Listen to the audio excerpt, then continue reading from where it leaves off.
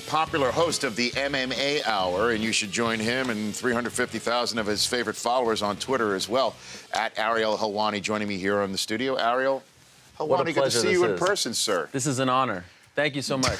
If you would have told the 13-year-old me that I'd be sitting on your show talking to Rich Eisen, I swear to God, he would have fainted. He would not be here. He would have had a heart attack. The This is insane. 13-year-old you? Yes. How old are you? I am 33. Oh, gosh. Wow. That makes me feel a little old, too. I grew up in Montreal, Yes. and we didn't have ESPN, but my family would go on vacation Yeah. every 6 months or so to the United States. American Dream. I would sit in front of the TV watching you on some other show with the great Stuart Scott, and I would watch it over and over. And 8 times I would watch SportsCenter over the same thing. By the end of the day, I could recite what you guys were saying, but I would sit there and say, like, these guys are A, amazing at their jobs, and B, I could just dream of one day being 1/10 as talented as they are. You guys were my guys. I wasn't an Olbermann and Patrick guy. They were great. It was Eisen and Scott. Thank you, This man. is real. And I'm not just saying that. My friends could attest to this. I looked up to you guys. This is huge for me. That Thank means you. a lot. I appreciate you passing that along, and congratulations on what you're doing with your career. I mean, you are essentially the go-to guy for this emerging sport that, I mean, is it fair to even call it emerging anymore? I think we're here. I think there's an obsession by some people at the top to make MMA mainstream. I think we're pretty much here. I think that you have to come to terms with the fact that mixed martial arts, 2 men or women fighting in a cage, just isn't going to be everyone's cup of tea. It's a very special sport, but I maintain as a journalist that it's the best beat to cover because there's no off season. There could be 52 straight weeks of events. Every event is different. There's different stakes, different titles. It's all essentially do or die for all these fighters. It's never game 34, the regular season between the Bucks and Sixers. It always means something. So this Saturday at the Forum, this card means the world to the 24 or so fighters on this card, and I love that. It always feels important. And as a fan and as a journalist, what more do you want?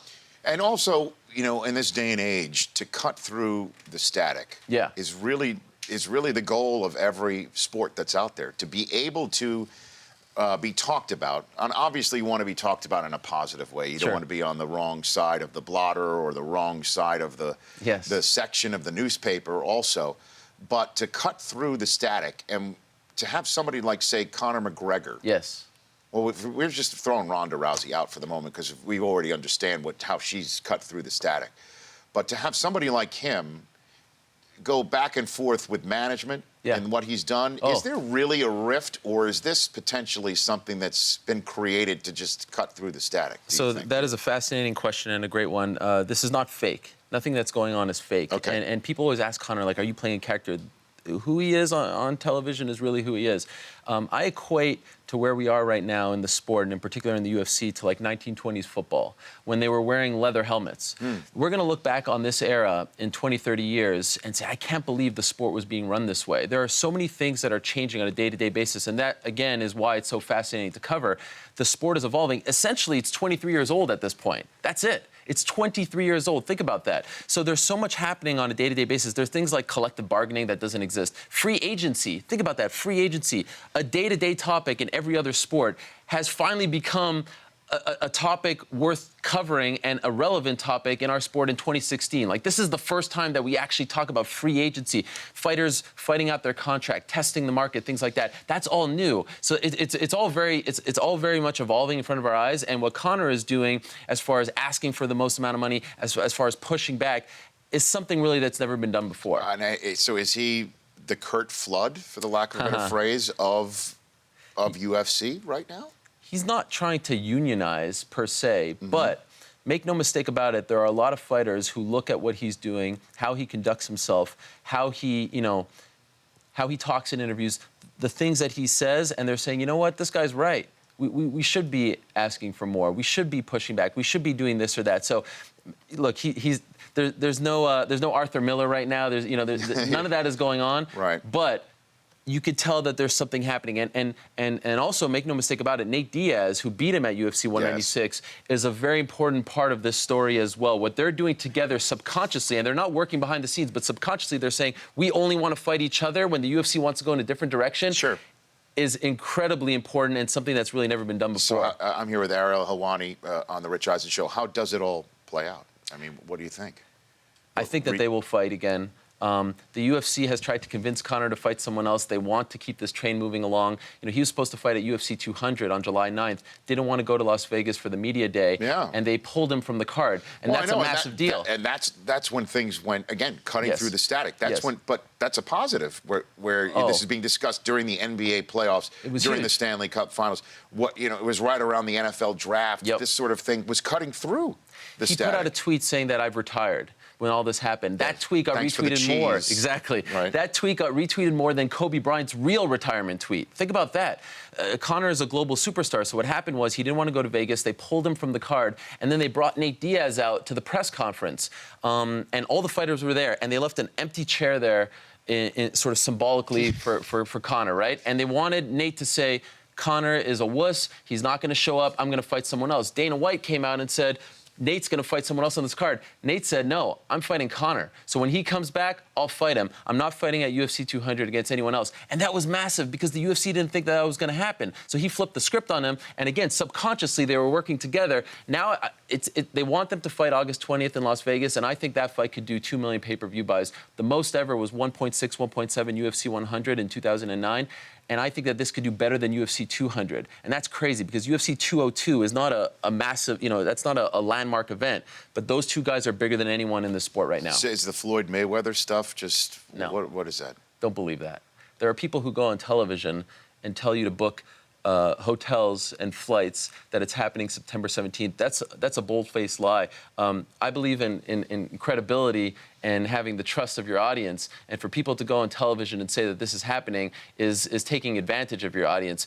There's two things happening here. Floyd Mayweather is trying to remain relevant. There's no one interesting for him to fight in boxing. He doesn't want to fight Triple G. So he sees the biggest name in combat sports, Conor McGregor, so he's trying to attach himself to him. And he's doing a very poor job of doing so because he's putting out Photoshops that my 4-year-old son could do better on Instagram. I mean, it's kind of sad to see a guy of his stature do this. And then on the flip side, you have people feeding other media members from the UFC's perspective to try to put pressure on Nate Diaz to sign the contract and saying, if you don't take this fight against Conor, we're going to go the Floyd Mayweather route. But Dana White has come out many times and said Floyd hasn't talked to him. No one has talked to Conor. This fight is not happening. Now, could it happen, in a year? Yes. But as we sit here right now, there is absolutely no plans of Conor fighting Floyd Mayweather. But having somebody from the traditional world of boxing, the biggest name from the traditional world of boxing, and then the biggest name from mixed martial arts, that's got to be, at some point, if there's a big enough name in boxing, because who knows? Sure. Wouldn't that be just the natural ascension of this sort of thing in the way that the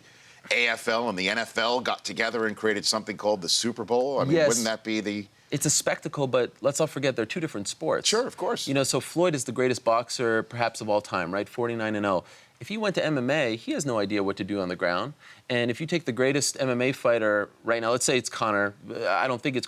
John Jones is the best pound-for-pound fighter of all time, but let's just say it's Conor. He doesn't know how to box with Floyd. So it's different sports. Yes, it would be a spectacle, but make no mistake about it, the boxer going to MMA loses, and the MMA fighter going to boxing loses. So what's the appeal there? Can I get you to stay one more second? Absolutely. Okay, I got a lot more to say. Something that a 13-year-old Ariel Helwani definitely would have said, too. I just needed to ask the 33-year-old. Since that's I'll stay here all day if you want me. You're a good man. When we come, I do want to talk about Ronda Rousey. Yes, because there's talk that she's never coming back, and I want to know what that's all about. Okay. And I know the Chris Command Center wants to ask a question of you as well. Ariel Helwani, the host of the MMA Hour, at Ariel Helwani on Twitter as well, back here on The Rich Eisen Show in a moment. Welcome back to The Rich Eisen Show. Ariel Helwani, the host of the MMA Hour, also on Twitter by his own name, joining me here on the show. You're a Syracuse guy, huh? Yes. Just like that guy over there. Did you know that, Brockman? I did not know that. How about that? So that means you're a Newhouse school? I'm a Newhouse guy. That's how you got going? It's funny. I was in the 9th grade. I was in English class reading Sports Illustrated, and it was one of these issues where it was like the best school for this and that. Sure. And it said the best sports broadcasting school, Syracuse. But I didn't know that. I didn't even realize that you could do that. Costas, Tarico, those were my guys. Stockton. So I said, I'm going to Newhouse. Sure. I didn't get in my first year. I had to get a 3.5 GPA to transfer, and I got a 3.51. But I realized when I was there, everyone wanted to be the next Marv Costas baseball, basketball guy. And I was a huge MMA fan. Now, this is 2001, before the boom of the sport. Yes. And I told my parents, in 10 years, this sport is going to be mainstream, and there's going to be some executive in some office saying, all right, like, who's the guy? Who do I have to hire to cover the sport because I know nothing about it? That's my goal. And 10 years later, I was actually hired by Fox, and here I am. Congratulations on all that. That's pretty neat. I went to Northwestern, which is number Wilbon, 3, Musburger, Schefter. I think Greenberg. I went there for for graduate school because I bleed maize and blue, and it all comes down to it with Michigan. So what's the scoop with Ronda Rousey? Why are people saying that she may never come back? Why do we hear that rumblings with her? Well, yesterday, actually, Dana White told the world, no one knew this, that she had a routine procedure done on her knee. Cleanup, right? Yeah, it's not a big deal, but I do believe this was their way of letting the world know that maybe she's not coming back as soon as you thought. They really wanted her to fight in July. That wasn't going to happen. But what's the scoop here? Did she not want to fight again? Did losing to Holly Holm really affect her in the way that she has said it, that she just is going to swear off of coming back? It was a pretty big fall from grace for her. She has opened so many doors for the UFC. She is still the face of the UFC in many respects. About it. But that was a very humbling defeat and a shocking defeat. no one gave Holly a chance. I was in Melbourne when it happened, and I've never been, there were 55,000 people in that stadium. I've never seen it, that many people so quiet, because no one expected that to happen, and not in that fashion. Holly made Ronda look like they weren't even in the same stratosphere as far as fighters. And she took that very hard, and she suffered a very serious, jaw injury. So, I would not bet on her fighting in 2016. Now Dana's saying December. So we'll see what happens. I was told it's now at 60% whether or not she'll fight in 2016. No kidding. Yeah. So, I think we'll see her again. That would be just an awful shame if it was her last fight and she doesn't come back. But if she does, maybe she just makes movies here instead. Does that career, or is that just something that you're... The movie thing is tough. I do think it's also tough. I believe it was Marvin Hagler who said this, and correct me if I'm wrong. It's hard when you're waking up in satin sheets, when you're a fighter, to get up in the morning and go running and training and things like that. When you're coming up and you're in a slummy apartment and you've got nothing to your name, you've got a lot of drive and motivation. When you're drinking raw eggs and chasing... Exactly, that whole bit. Roosters. She's made it. She has a lot of money, and right now, coming back and working her way back up, that's a tough thing to do. So, Gina Carano, I don't know if you're familiar with her. In 2009, she was the face of women's MMA. Sure. She was on CBS. She got annihilated. Movies. Exactly. Sure. She lost to Chris Cyborg, her first loss. She's never fought since. We haven't seen her in 7 years. And I wonder if the same thing is happening here. I saw her. She was in Deadpool. That was the last thing I saw her in. She's great.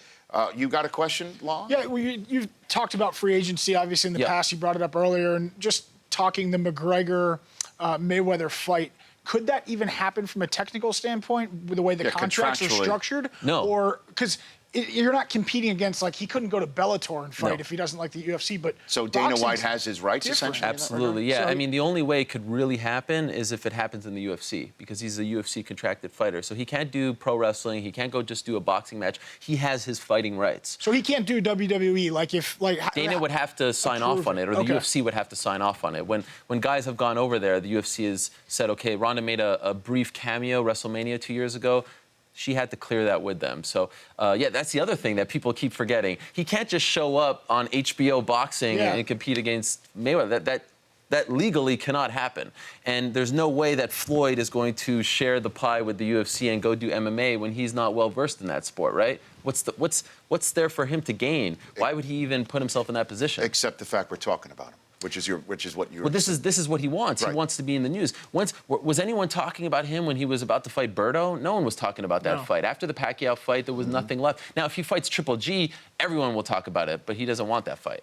Thanks for coming in, man. Yes. I don't know. Can I say one last quick thing? Yeah, sure. You got about a minute, sure. 1999 NBA playoffs, I went to see the Knicks play the Hawks, and I saw Stewart there, and I shared that picture. I don't know if you guys have it, but I shared that picture with your producers, and it was an awesome moment. I got to get it up, and there it is. There I am with my Spreewell jersey, and there's the great late Stuart Scott. Amazing. You see that? Oh, my gosh. So that just proves... how much you guys meant to me. You weren't there. He was hosting, the NBA coverage that day, I remember, sure. and there were players around, and I went for him. I was like, man, Stuart Scott, booyah, my man. So and I'm sure he was open with you and everything. He was that, he loved meeting folks like you, and he just loved life. I'm going to get all choked up. That's pretty neat that you feel that way about him. Oh yeah, and you as well. And the way that you've gotten so big in your world, and you had a goal and you shot for it and you made it. Good for you. Thank you very much. Come back here, will you please? Anytime. Please. Anytime. You were welcome here anytime. Ariel Helwani on Twitter. Join the. How many followers do you have right now? I think 3 something. Oh, don't be humble about it. You got more than me. Well, that's You're the okay. man. you know. I got some work to do. You got, you know, I'm older than you. I've been around. The Rich Eisen Show, weekdays at noon Eastern on Audience.